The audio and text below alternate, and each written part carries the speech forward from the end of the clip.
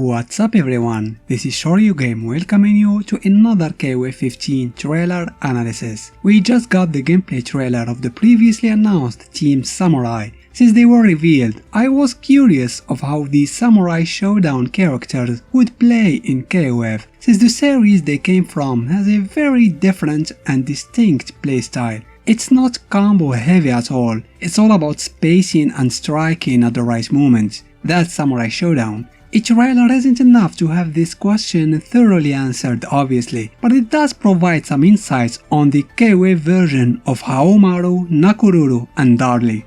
Starting with Haohmaru, Samsho's main protag, he seems pretty chill and comfortable in this time era. We still don't know how he and his companions got in here. Actually, we know how Nakuruuru did, since she was in 14. She is most likely the one responsible of bringing Haohmaru and Darley to the present. Samurai Shodown has a weak, medium and strong slashes in addition of a kick button. That first attack of Aumaru looks like a close medium slash. This is just a speculation, but I believe that a medium slash will work as a C or heavy punch in KOF. Then he does a command normal, which I believe could be performed with a double forward A in Samsho. Then he executes a special move that looks like an EX fireball, but since Terry is too close we don't get to see the fireball, so I could be wrong. The EX projectile launches Terry in the air long enough for Aumaru to execute his fearsome heavy slash. I think, and this is again my speculation, this move is gonna work as a special move in KOF. It's just a normal move in Samurai Shodown, but I think it's too strong to keep it that way in KOF.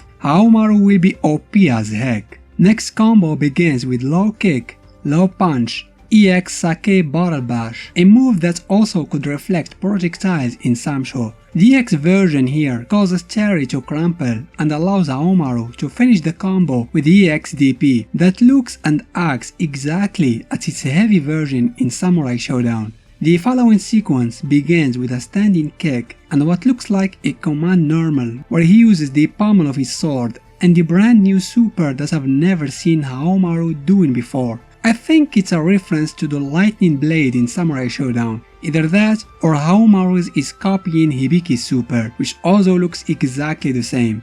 Then we have an interaction between Haohmaru and Mai. Of all people, Aumaru seems to recognize her and even ask how is she doing, but Mai has no clue what he is talking about and insists that she never saw him before. This is a reference to Haohmaru's ending in the first Samurai Shodown, where after defeating Amakusa and sending his lover away, Aumaru goes fighting Mai, who somehow existed at that time era. Maybe that wasn't Mai, maybe that was her ancestor, but I like that KOF is making Mai's cameo in the first Samurai Shodown canon. But how are they going to explain Todo's presence in Samurai Shodown 2? The gameplay resumes with a raw max mode activation, close C I think, command normal, fireball, level 1 flame of the conqueror, Aumaru's famous weapon flipping technique, followed with the level 2 of the aforementioned lightning blade super, and finally the climax super that is not Judgment Blast Slash, surprisingly. This new super is alright, but I think it doesn't look as cool as Aumaru's famous super special move. That was Haohmaru.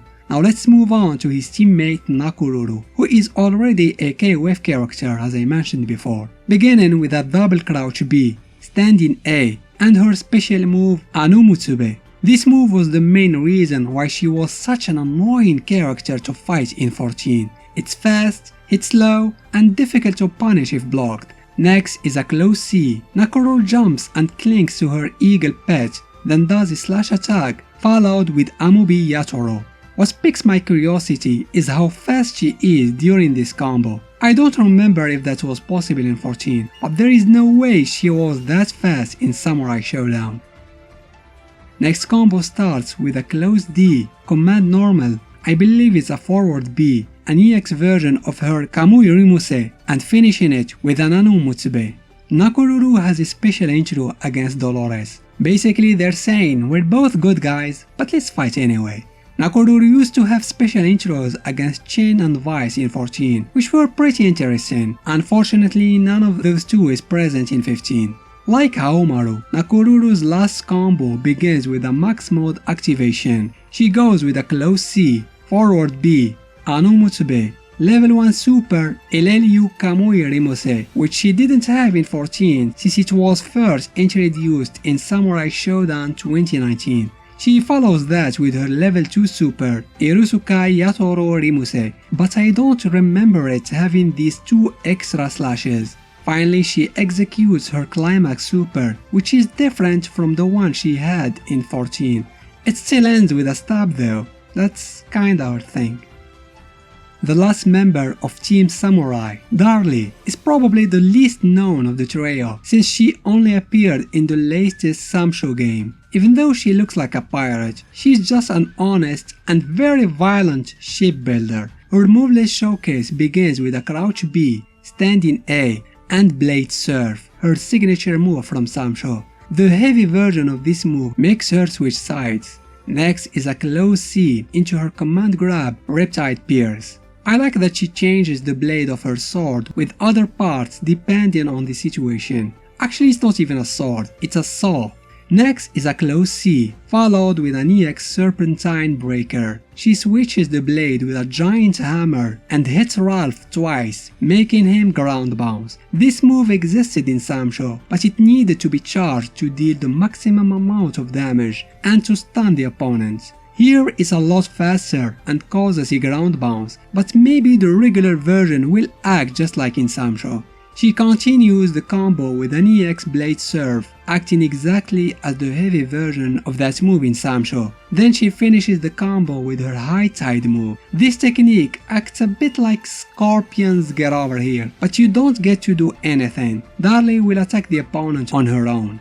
Her special intro is against Janae. I had a feeling that these two would have a special intro even before I saw the trailer. I'm glad I wasn't disappointed. Darley wants to see Janae's ship, which really shows her passion, but Janae asks to be paid first, which also shows her own passion. Her last combo starts, of course, with a max mode activation, close C, Blade Surf, level 1 super, into level 2 super, and finally her climax super, which is pretty much the same as her super special move from Samurai Shodown. And that's conclude Team Samurai gameplay analysis. To be honest with you, I'm indifferent to their inclusion to KOF. I don't dislike them by any means, but I'm not that excited either. I already expressed my point of view about the inclusion of Samurai Shodown characters to KOF and how they don't fit very well with the rest of the roster due to the fact of them coming from a weapon-based game, while KOF isn't. Yeah, I know, some KOF characters use weapons as well. It's just that Samsho characters feel a little bit too much for me. But if you're a fan of Aumaru and his friends, then good for you. I'm sure you'll enjoy playing them. I'll make a let's play video of them as well, since I already bought the season pass. I'm more curious about their story, frankly. That being said, the one thing that really disappointed me in the trailer is yet another absence of a new stage. Come on, this is the 4th DLC team. New characters are fine and all, but we need other type of content. Stages, alternative costumes, stuff like that. Also, where is Gennet? I thought he'd be already in the game by now, especially after the Awakened Orochi team and their ending. Where is he? Anyway, what did you think of Team Samurai's gameplay? Do you think that they fit nicely in KOF's roster? Do prove me wrong in the comments, I'd like to know your thoughts. That's it for now, I hope that was somewhat informative. As always, don't forget to give this video a thumbs up if you liked it, and consider subscribing to the channel. Thanks for watching.